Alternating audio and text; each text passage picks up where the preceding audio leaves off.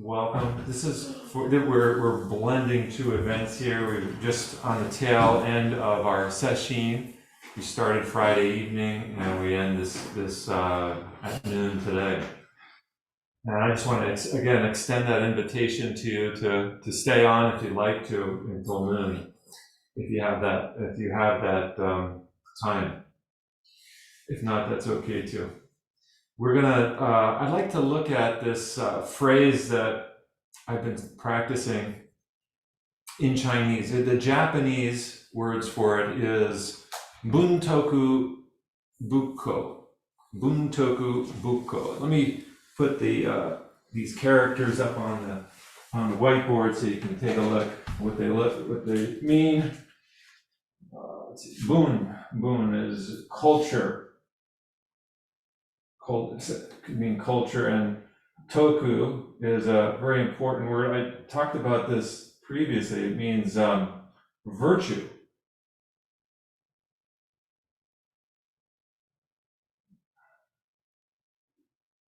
And then bu.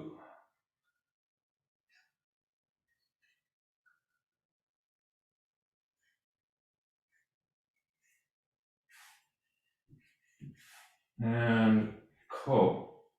Ko meaning strength.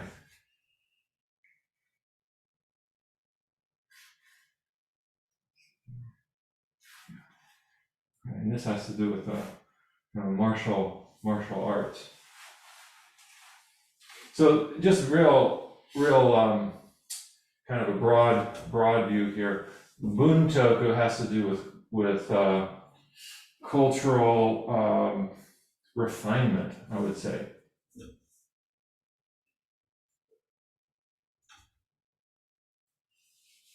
And Bukko has to do with martial skill or martial arts. So the ability to fight, but maybe in a sense of defending more. I don't know, that's how I'm interpreting it anyways. The ability to fight.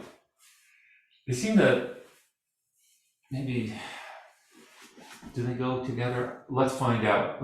How many of you do martial arts? Yeah, just two. Sometimes. Okay. Yeah. I don't practice martial arts per se, but I've always been fascinated by martial arts. I'm a martial arts junkie. I think my first kind of formal introduction to it was through the Kung Fu series. You guys see that?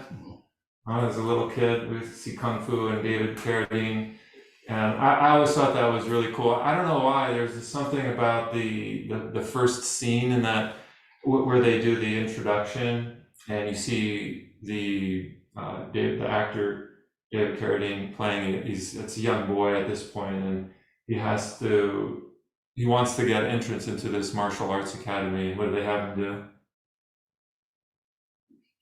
in order to get in? He's got to sit outside. He's got to sit outside of the temple and wait. And the scene shows him and a bunch of other kids waiting for one day, and then they come back. The next day, some of the kids have left. They're tired of waiting. Another day, it's raining, and they're still expected to wait out there. Another day, they're still waiting. And then after a certain number of days, the master sees who's left, and he opens the door and lets them in. This is exactly Zen training. This is what you do when you go to a temple to train in Japan. I don't know what it's like in China or other countries, but in Japan, if you're going to enter a temple for formal training as a monk, you do what's called tangaryo. Tanga is the room. It's a reception room. The ryo is the room. So it's a waiting room. And every place does it a little bit different. Some are more severe than others, but you wait upon entrance, and they don't just let you in and say, "Oh, come on in." Here, I mean, it's important to be very welcoming. So that's not the kind of atmosphere we want to have here of letting people stand outside the door waiting, because I don't think anybody would stay. But if you want to practice as a monk, then you have to develop some resolve. You have to develop resolve. My teacher was big on resolve. That's like a foundational part of Zen training. If you want to practice Zen, you've got to have resolve to do it. And so she would constantly put off things for me. Like if I wanted something, she would say no. Like if I wanted to, when I wanted to ordain, she said no. And that was a form of Tangarya, now that I look back at it. She said no for 6 years. It's a long time to say no to. But, the thing that happened, though, is that I have like a rich store of resolve. Do you think I'm going to quit after I put up with 6 years of being told no? Now I'm going to quit? No. Had I been told, oh, yeah, sure, after a few days of practicing with her, I think it would have been a very different thing. I had put a lot of effort and energy into my desire to be a priest. And the funny thing is, after 6 years, I came to the conclusion that I was okay just the way I am, and I don't need to become a monk. And it was just at that time that my teacher said, well, you could be a monk now if you wanted to. That's a kind of the jujitsu move. So there's something very powerful. When you see that on TV, that's not a joke. I mean, it seems like really cool and interesting, but something for somewhere else. But actually, it's a real practice, Tangarya, where you don't get what you want right away. There's something very powerful that builds within us when we don't get what we want, and yet we continue to desire it regardless. But my real love of martial arts, I think, came through with Star Wars. How many of you are Star Wars fans? All right, yes, of course. You guys too, right? So I just love Star Wars. This Jedi masters and wielding their lightsabers and all that captivated my imagination as a child. And I love watching that stuff. Even to this day, I love watching a good martial arts flick. There's a good one on Netflix that I saw. It's called Ip Man. It's a Chinese. You guys seen that one? Yeah. There's so many themes of so many Buddhist and Confucian and Taoist themes strewn throughout that series. If you watch it carefully, you can see some of these things, like the art, the kung fu master in that. He's always really cool, and he's very polite. But when he's ready to fight, he's ready to fight. And so he doesn't take any nonsense from anybody. And of course, there's the Karate Kid. That was another one that I grew up with. Not that there's a new version of the Karate Kid with what's his name, Jackie Chan. Do you guys see that one? And then there's the older version with what's his name, the other actor. And now he's done. I haven't seen the older. He's got another Netflix series on, but this is the older one where he's a young boy. And anyways, when I first, and these stories, there's a lot of truth to them. When I first came to the temple to train with my teacher, she had me washing dishes and put me in the kitchen to cook. And I didn't know anything about cooking, and I sure didn't like washing dishes. But that's what I was doing, and I knew what I was getting myself into. I know, okay, yeah, this is part of the deal. So I was washing the dishes, and she's looked at me, yeah, no, that's not how you wash the dishes. It's like that movie Karate Kid, when he's painting the fence, he thinks he's not doing anything. He thinks he's just doing stuff for his teacher. And he's waxing the cars and waxing the floors and all of that stuff. whatever you do to the external world, you do to your own heart. That's what she taught me there. She said, it's not about doing something externally only. So whatever we do to the outside, we do to the inside. So that was a very, and then I had a different perception on washing the dishes. I wasn't just washing, it became a selfish act. That's a good thing when something, a service to others becomes a selfish act. We're on to something good. So you're doing it for yourself, your big self. And it includes your small self. Oh, the other story, in Karate Kid,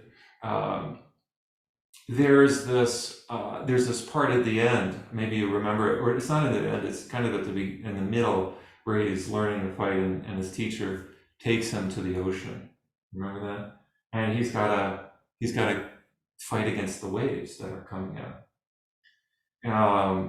And so you see this beautiful balance between the hard and the soft, the yang and the yin. There's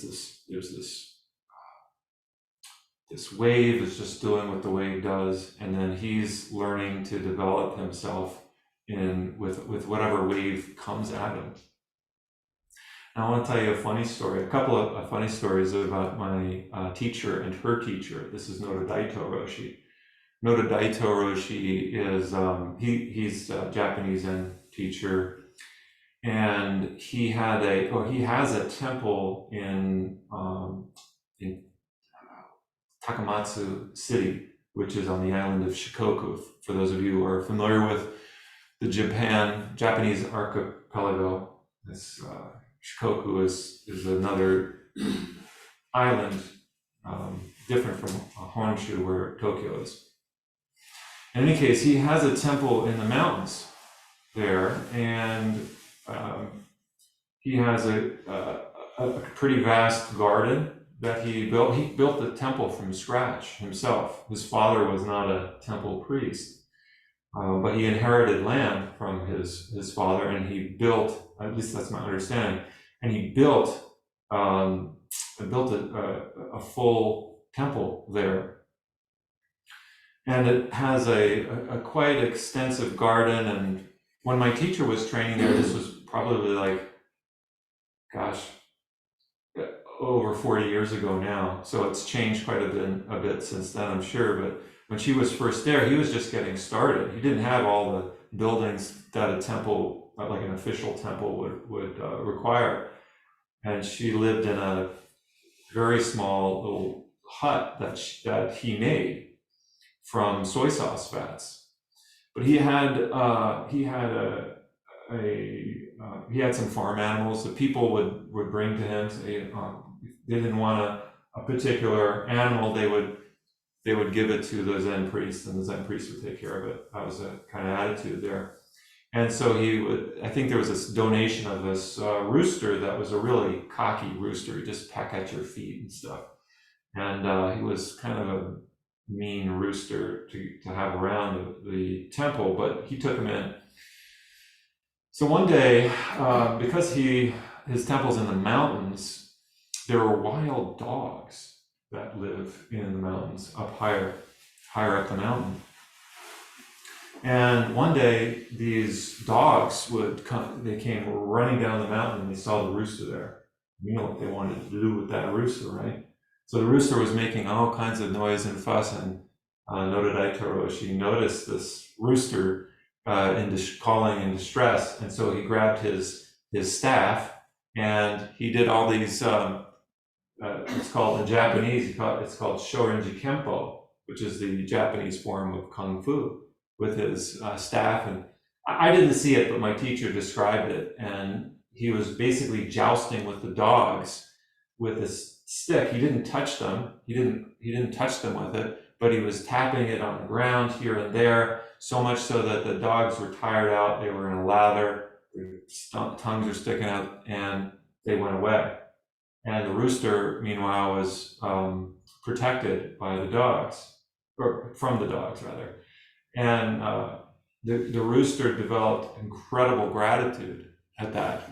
It was now, it stopped being a cocky rooster, but it started like bowing its head to the Daito. He was putting out his feathers and just showing gratitude that whole time. And even the following days, he continued to show that. He had to go away on a special trip, and the rooster came out to see him off and was bowing, and Daito Roshi says, that's enough. So the rooster demonstrated his gratitude. Well, I don't know how this happened. Maybe my teacher asked Daito Roshi if she could teach him Kung Fu, Shorinji Kempo. And so he was kind of skeptical, I think, probably at first, but he did. He started showing her a couple things.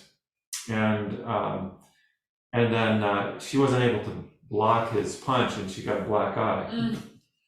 And she was, so that pretty much ended her training of Kung Fu.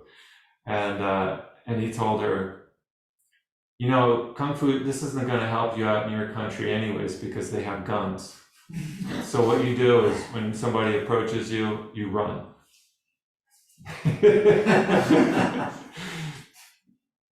That was the end of her training. But all this goes to say that Zen and martial arts really have a long history together. And so I want to talk a little bit about that. I don't know how, there's a lot of, I don't know if you can call it history, but mythology anyways. Whether it's true or not, I'm not sure. But Shaolin Temple is the temple that is said to be the birthplace of martial arts as well as Zen.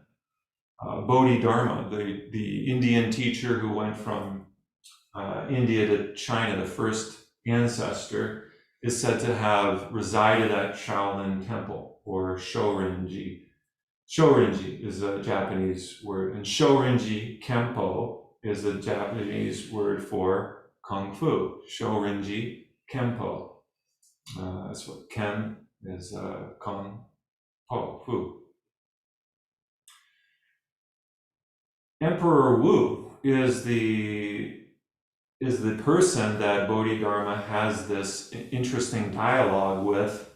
One of the first koan, the second koan in the Book of Serenity, is between Bodhidharma and Emperor Wu. And Emperor Wu, interestingly, he's an example of this Buntoku Bukko, this double-edged sword, so to speak, where he develops Buddhist culture. He creates all of these temples throughout China. He builds all these temples. He encourages the monastic order. But he also was a successful general. So he knew how to fight. And so it's interesting to me that as I study other world religions, do you know that none of them spread without some balance between cultural refinement, the desire for cultural refinement on the one hand, and martial prowess on the other. So if you think about Islam, the head, the Prophet Muhammad, he was a spiritual leader. He tamed not only his own mind, but the minds of the people around him to be more peaceful. That's what Islam means. Islam means salam. The word salam means peace. And Islam takes that word from that word peace. And at the same time, he was a political leader. And within his lifetime, he managed to convert the entire Arabian Peninsula to Islam and actually pacified, made the whole Arabian Peninsula more pacifist. Prior to his time, or during his lifetime, there are all of these warring tribes in the Saudi Arabian Peninsula, and he managed to unite them within his short lifetime. if we look at Christianity, Christianity doesn't really actually take off for the first several centuries. Jesus was in many ways a complete failure. He dies, he's not interested in politics, right? What happens though in around the 4th century is the emperor Constantine embraces Christianity. Now you have the military might behind Christianity, and almost all of Europe becomes Christian within a short time.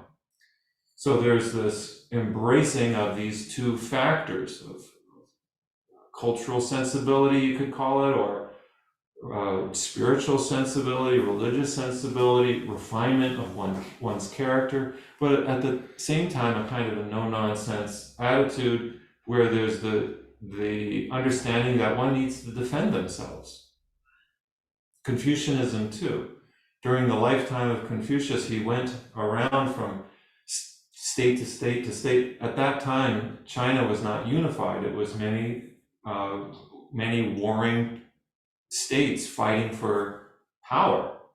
And he went to several of these states to try to convince the political rulers at that time to embrace a certain way of being, a way of thinking that had to do with virtue, that had to do with filial piety, that had to do with refining yourself first before you attempt to take control of another country.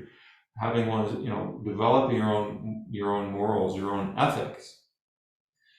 And it has to do with this if you can imagine a series of concentric circles like the rings of a tree that's been cut. You can see the concentric circles.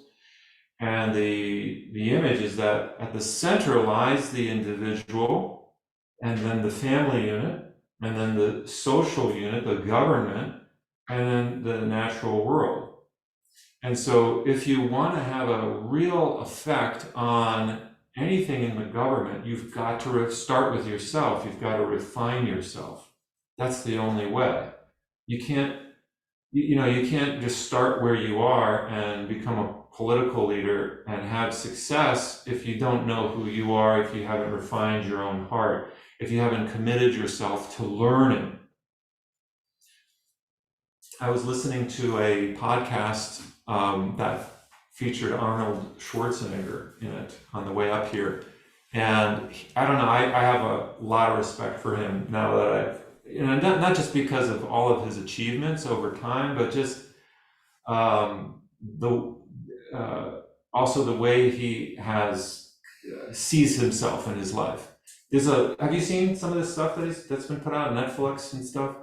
It's really good. You see this incredible character that's developing over his lifetime. From a bodybuilder, he's working on himself.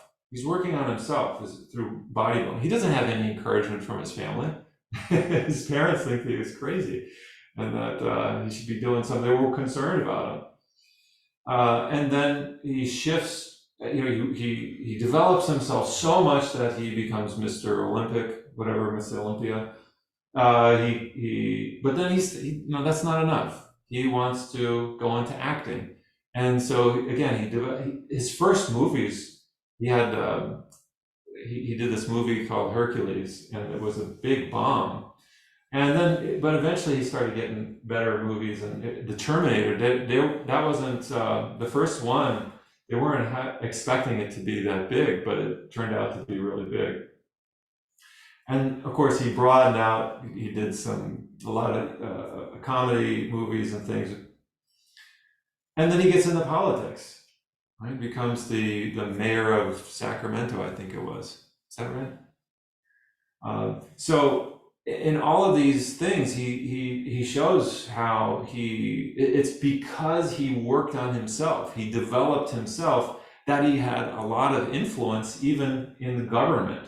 I think that's a perfect example of this. He worked on himself. He refined himself in many, many different ways.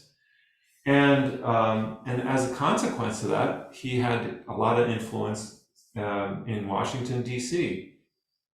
And he mentions the thing of bringing Republicans and Democrats together, even though he's a Republican. So I just find that really, really fascinating. but it's a good example for us to start with ourselves.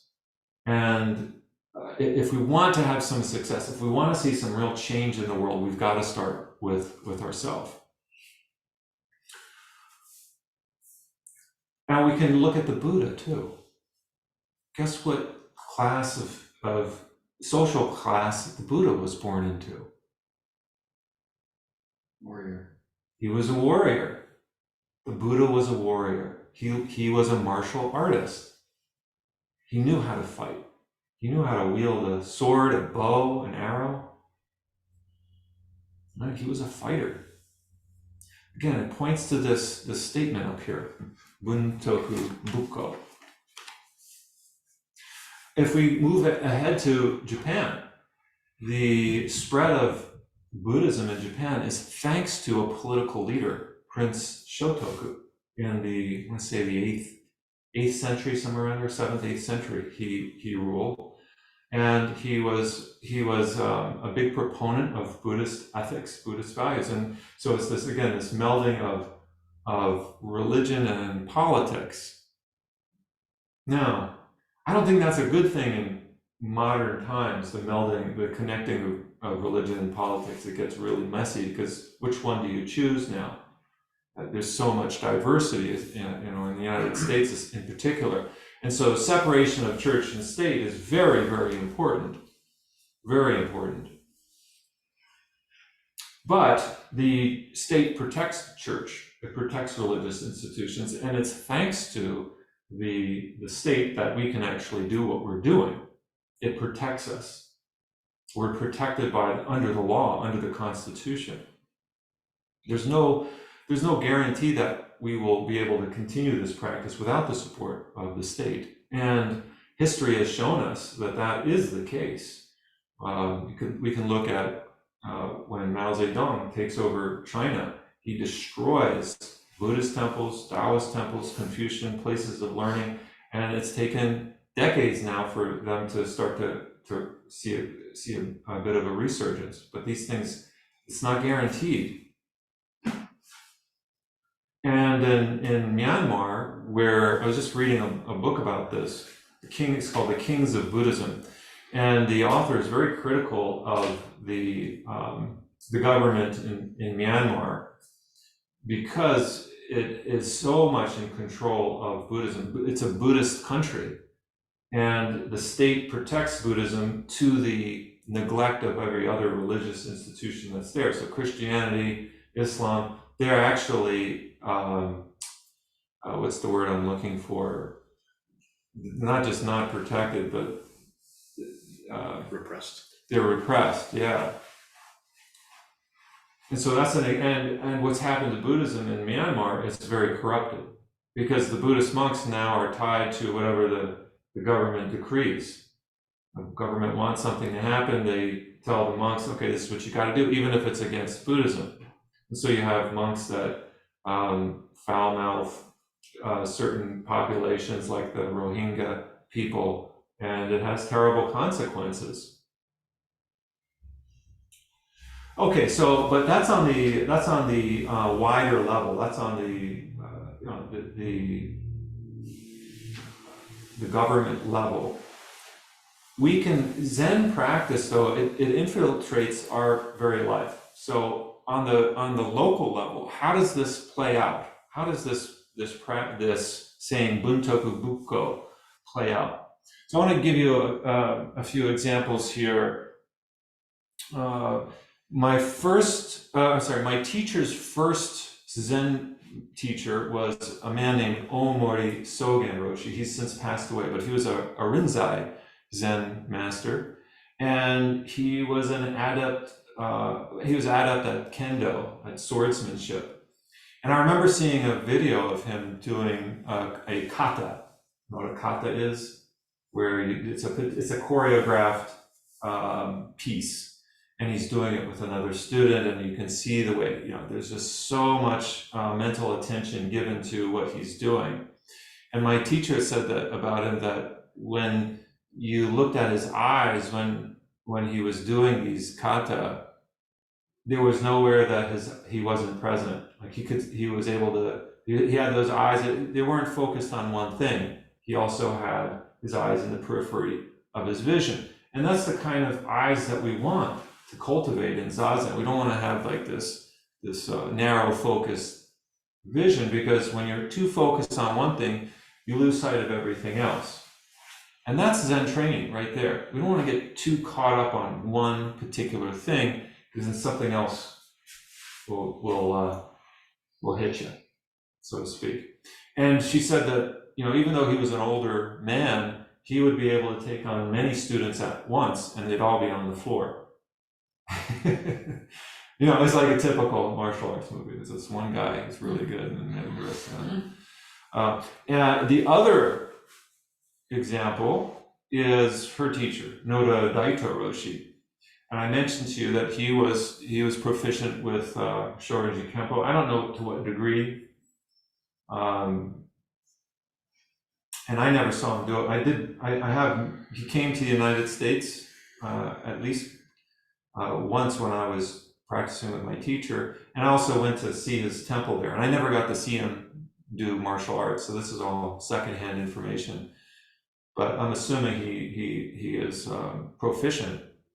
But he also created a school on the temple ground, a private school. He's one of few Buddhist temples, I'm not sure how it is today, but he's one of few Buddhist temples in Japan that has a school. A lot of Buddhist temples have schools connected to them, but his is devoted to children who are bullied in school.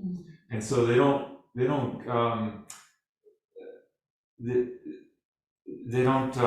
fit in the public schools because of that. And so they get sent to his school. And what does he do? He teaches them how to fight. Right? He teaches them how to fall down and get back up. That's a Zen saying. Fall down 7 times, get up 8. Right? Don't get discouraged when you get toppled over. This is a martial arts teaching. This is a Zen teaching as well. Don't get discouraged when you meet adversity. When you fall down, just get up again. Fall down 7 times, get up 8. And that's why the Bodhidharma doll. Have you all seen Bodhidharma doll? In Japan, it's this a big round face. And if you push it down, it always comes back. It's like one of those weeble wobbles. You push it down, it comes back up. That's our practice. We're gonna get pushed down. Right? If it's not in here, it's gonna be out in the world where it's less safe. You're gonna get pushed down. You keep righting yourself, keep coming back. And I think, even if you're not into martial arts, I like to expand this sense of Buntoku Bukko into something that I think we can probably, maybe more of us can relate to in our country, and that is the intersection of athletics and academics. And academics is meant, I think, in its best way to develop our mind, and also to develop our heart. Academics at its best should be a way of developing kind of ethics, sense of value, sense of knowing what's important, a sense of being able to think critically. This is real academics. But also, you've got to pair that with physical strength training, with athletics. These two things got to go in.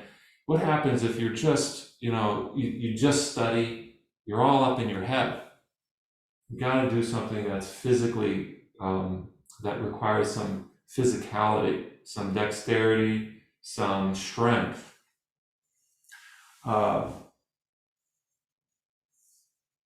Now, I just read in a recent Lion's Roar magazine. Does anybody get Lion's Roar here? You got it. There was in the online version, there is an article about Zen, about Buddhism and martial arts. I had already prepared my talk, but I came across this article and I thought, oh, this is perfect. So I want to read to you a couple of sections from it. The name of of the article is no self, no opponent. So this is some cautionary advice actually from a person who's a Buddhist practitioner and a martial artist. And I thought it was very helpful. He says, according to Buddhist teachings, all things are mutually dependent on one another, empty of an unchanging, independent self. It thus follows that an unnuanced martial arts practice that singularly positions a self versus an opponent is incompatible with the non-dual ethos of Zen. Likewise, any aim to harm others, even if one learns to be quote unquote in the moment to better respond to a variety of attacks, is antithetical to Zen. So that's a bit of a precaution there. It's not about, if we're going to combine, if this idea of refining oneself in connection with, in a sense, protecting oneself, there needs to be with that a kind of an ethos that understands this is not attacking somebody else that's separate from you. So he suggests in correcting this, he says, a martial arts practice grounded in Zen methods must aim to help others.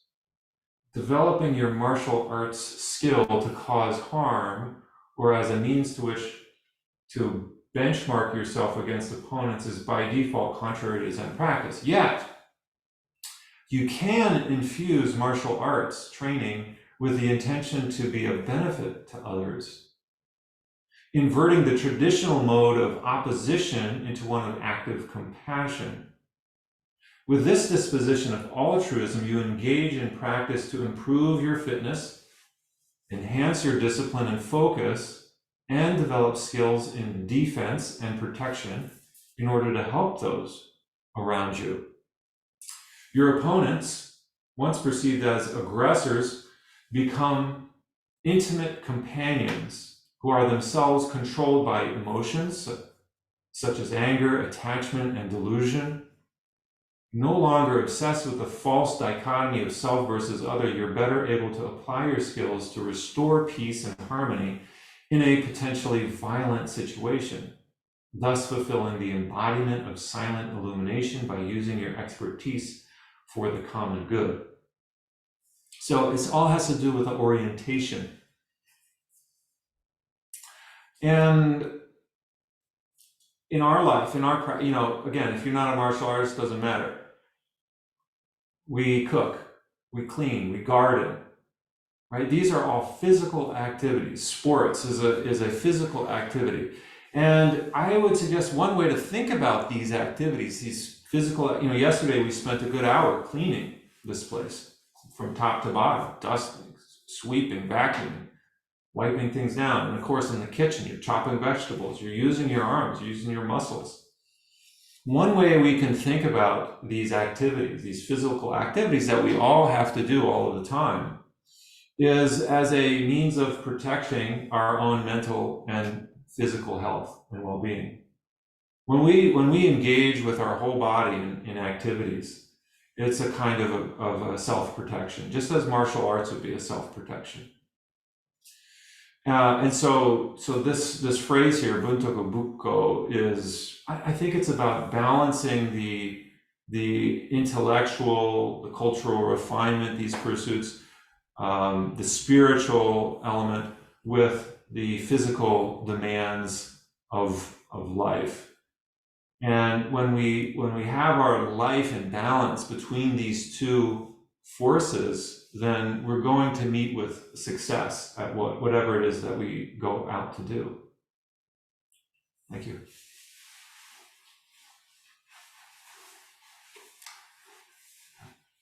How are we doing on time? More than 25. Okay. Any initial or brief questions? We could also sit, and then at noon when we're done, we could also use that opportunity to ask questions too. But maybe before we go here, feel free to unmute yourself. Mm-hmm. Yeah. Thanks for the talk. That was really good. Can you talk more about that big self and the small self? I don't know if I've heard that. All right, yeah, the big self and the small self. So that's another way, a kind of image for ourselves in relation to the world. Our small self is this physical body that ends at the skin, but the big self doesn't end at the skin. The big self is all of us, all beings together. The entire universe is the big self. But usually we draw these sharp separations naturally between self and other, and we don't realize everything is self.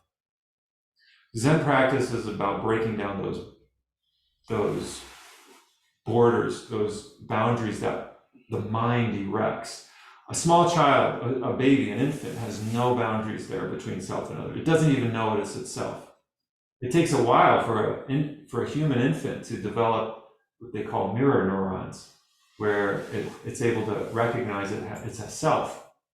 But when we're first born, we don't come into existence with that perception. That comes later. It's learned through time, and we need it. But Zen is about breaking down or dissolving that false barrier between self and other. And then we really see in an experiential, visceral way that our self is not separate from everybody else. What happens over there is also happening to us, whether we know it or not. We often are not conscious of it, and this is also how we develop compassion. When we see something happening over there, the other side of the world, that's also happening to our own heart. There may be things we don't know about happening that if we did, we would be, oh my goodness, I can't believe that's happening, because we feel that sense of compassion. There's only so much we can take in, though, and we can't live like that. We would just become, we have to function. And so the part of the Bodhisattva practice is also developing non-attachment. So these two things of no boundary between self and other and non-attachment go hand in hand. Because if we're always like putting our heart out everywhere, we won't be able to function. So we have to also develop non-attachment. So non-attachment is the wisdom aspect. And then there's the no self is the compassion aspect. Those two go hand in hand with practice. Gotta have both. They're like the two wings of a bird, allow it to fly.